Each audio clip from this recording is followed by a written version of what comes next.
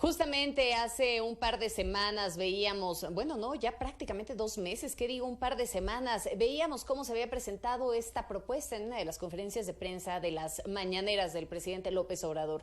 Terminó turnándose ya al Congreso para poder discutir esta iniciativa presentada. Sin embargo, pues hay quienes dicen que es como una estocada para algunos empresarios. Parece que no todo el mundo está de acuerdo con la propuesta que se ha presentado. Agradezco mucho a Enrique Díaz Infante, director del programa de sector financiero del Centro de Estudios Espinosa Iglesia, que nos acompaña hoy para poder debatir acerca de esta iniciativa para reformar el sistema de pensiones. Bienvenido, Enrique.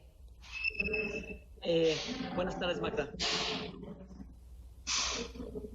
Y también le agradezco mucho a Armando Leñero que nos acompañe. Él es presidente del Centro de Estudios de Empleo Forma. Bienvenido, Armando, ¿cómo estás?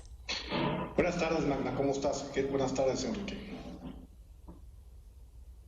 Muchísimas gracias a ambos por acompañarnos. Vámonos de lleno con esta discusión. Se presenta la iniciativa para reformar el sistema de pensiones y bueno, lo vimos desde la semana pasada. Es más de lo mismo, pero más caro, como han señalado algunos analistas en el tema. Y empiezo contigo, Enrique, ¿qué opinas? A ver, yo creo que la reforma que se presentó el 22 de julio fue una buena reforma. En cuanto que buscaba subir la tasa de reemplazo, es decir, el monto de las pensiones de los trabajadores, y también ampliar la cobertura al bajar el número de semanas de cotización de 1,250 semanas a 750 semanas. Eso es lo que había negociado con los patrones y se había acordado subir el monto de las aportaciones obligatorias de 6.5%, que es muy bajo, del salario base de cotización, a 15% en un lapso de 10 años. Entonces era razonable, fue algo negociado y estuvo bien. Lo que se presentó el viernes, pues hubo un aspecto nodal que no se había negociado con los patrones, que la Coparmex es lo que se está quejando, que fue establecer un tope a las comisiones y que esta fuera el resultado del promedio de lo que se cobra en Estados Unidos, en Colombia y en Chile, con lo que bajarían las comisiones de 0.92% del saldo administrado a aproximadamente a 0.6%. Entonces, eso fue lo que a los patrones les molestó y que muchos de los comentarios que se han hecho, y con toda razón, es que esto pudiera generar distorsiones en el mercado de las Afores, llevando a que algunas de las Afores, pienso, las más afectadas pues van a ser Coppel, van a ser Afore Azteca, Invercap, que tienen una clientela que maneja unos saldos menores. Este cambio de comisiones no pactado, no acordado con los patrones, pudiera llevar a que el mercado se consolidara, que desaparecieran algunas de las Afores, entonces, y que esto en el largo plazo pudiera generar perjuicios a los trabajadores. Entonces, en resumen, fue una reforma razonable en cuanto a tasa de reemplazo, lo que se presentó el 22 de julio, pero lo que el 25 ya lo que se comentó el 22 de julio, lo que se presentó este viernes ya a diputados, tenía un aspecto en cuanto a la reducción de las comisiones que no se acordó y que puede tener efectos muy negativos y que es lo que el empresariado no estuvo de acuerdo. Bien, Enrique. Bien, Enrique, déjame pasar contigo. Armando, ¿qué opinas al respecto? ¿Es una propuesta prudente, es una propuesta razonable o es una estocada a los empresarios? ¿Qué opinión te merece todo esto? ¿La propuesta presentada es más de lo mismo, pero más caro, o cómo lo vislumbras tú? Gracias, Magda. Es un poco más de lo mismo, pero quisiera empezar desde el punto de vista de las pensiones a futuro. Como bien lo decía Enrique, la aportación que se hacía del 6.15 es insuficiente, dado que la esperanza de vida que se tiene ahora es de 80 años, 78, 80 años. Cuando se instala el primer programa de pensiones, pues la edad de jubilación es 65, pero la esperanza de vida en los años 60, pues es menos de 60 años, 50 y tantos años. Entonces, los déficits que se tenían pues realmente eran muy pocos.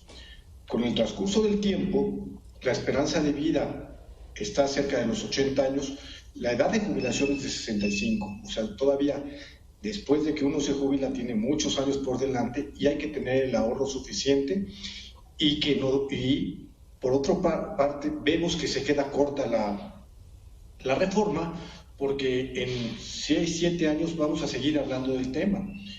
Vamos a ver que la esperanza de vida va a llegar a los 85, 90 años. Y desde ese punto de vista creemos que es corta y que tenemos que hablar del tema. Ahora bien, de cómo se incrementa, el incremento en las pensiones por parte de la aportación de los trabajadores en 8.62 nos parece muy grande. Creemos que las personas, todos nosotros, tenemos que hacernos cargo de nuestro futuro y no solamente esperar que el gobierno, los patrones nos estén apoyando, sino que nosotros mismos. Hoy se tiene una aportación del 1.125 en el caso de los trabajadores, y en el caso, por ejemplo, de los trabajadores del ISSSTE se tiene del 6.1%. Entonces creemos que el 15% aún que se tiene es poco para una tasa de reemplazo dentro de 5 años o dentro de 10, y que debería de igualarse similar a la aportación de los trabajadores del ISSSTE. Y en ese sentido la vemos que se ve solamente cargada a un lado y no es una contribución equilibrada. Y de la otra parte, de bajar a unas tasas de comisiones similar con países que tienen otra economía, otra situación económica totalmente diferente, me parece que no es lo más adecuado.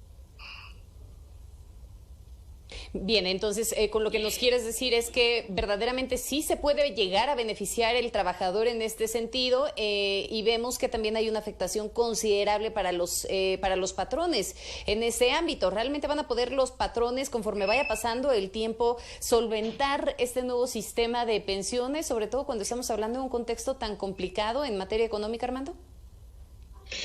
Mira, nosotros creemos, y desde la primera día que lo avisó el secretario de Hacienda, que no dijo desde cuándo empezaba, pues a todos nos alarmó, y ya después en la tarde rectificó. Es un periodo muy complicado que yo creo que no era el momento, porque hoy por hoy no se va a hacer nada al respecto, más que bajar la tasa de los años cotizados a 750 para ir incrementando paulatinamente, pero me parece que es un incremento muy fuerte. El promedio de la carga social con prestaciones de ley, más Infonavit, más impuestos sobre nóminas y seguro social, hoy representa 35 centavos por cada peso nominal. Incrementar a 44 centavos, eso es un 25% más, que eso va a ser una traba para mayor generación de empleo formal, porque para las empresas micros, medianas y pequeñas va a ser muy difícil pagar esas cantidades. Si hoy por hoy es difícil y es una traba para generar empleo formal, pues imagínate al 44, 45%.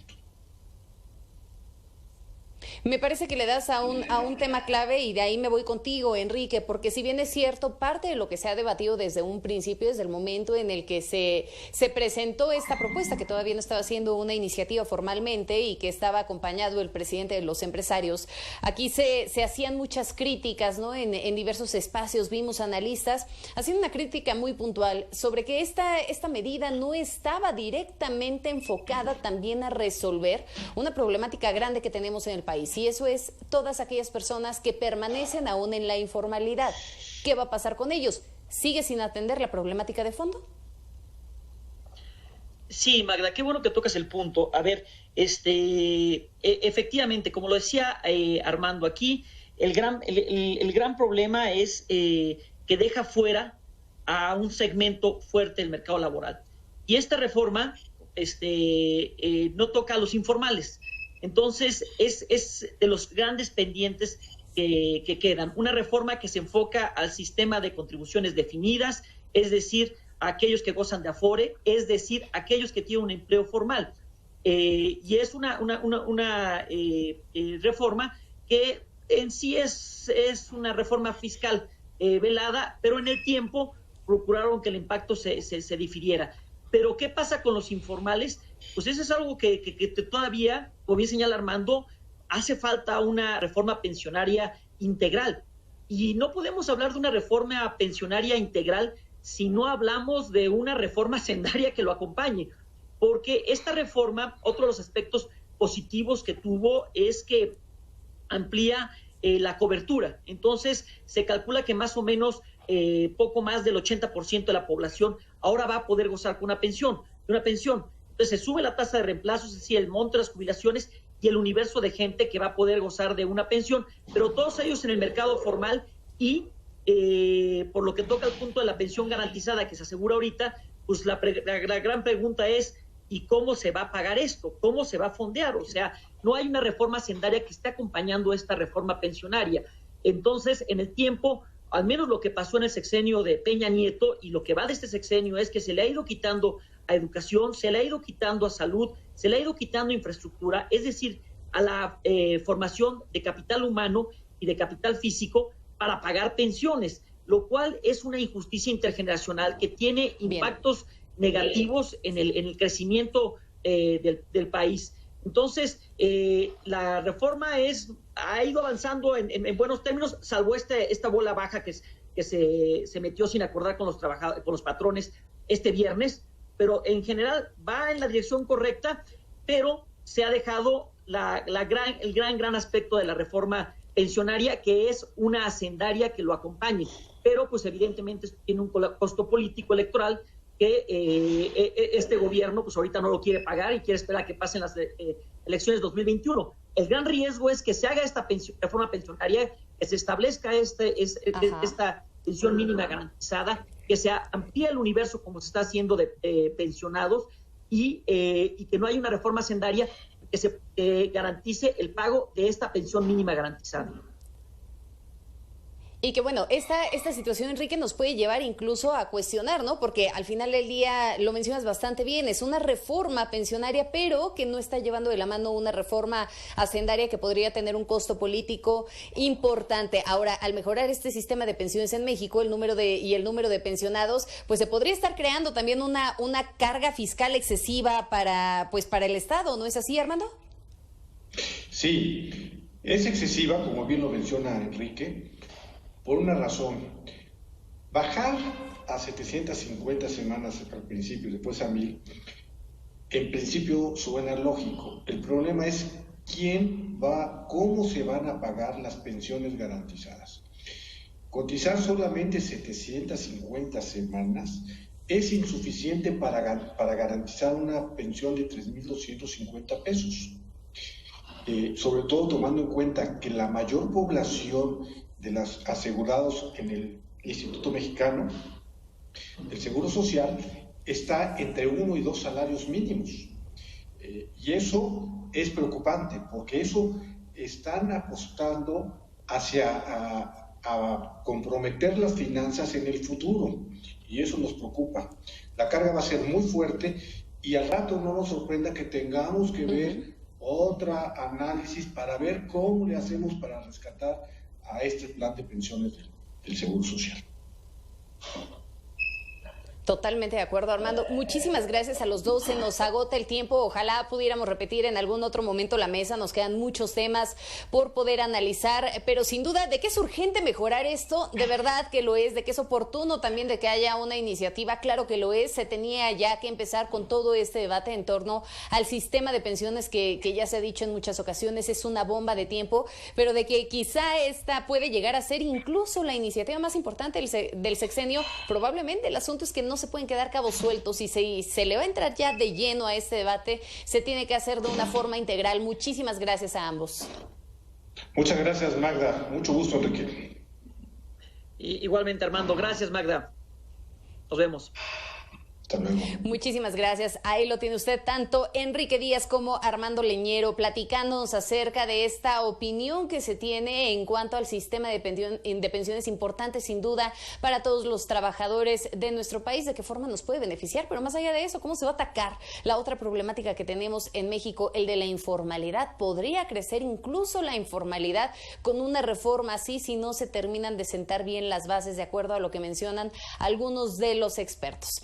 En fin, ahora sí llegó la hora de darte la bienvenida, Juan Carlos Zúñiga. Se nos agota el tiempo y ya llegó la hora de continuar con la información.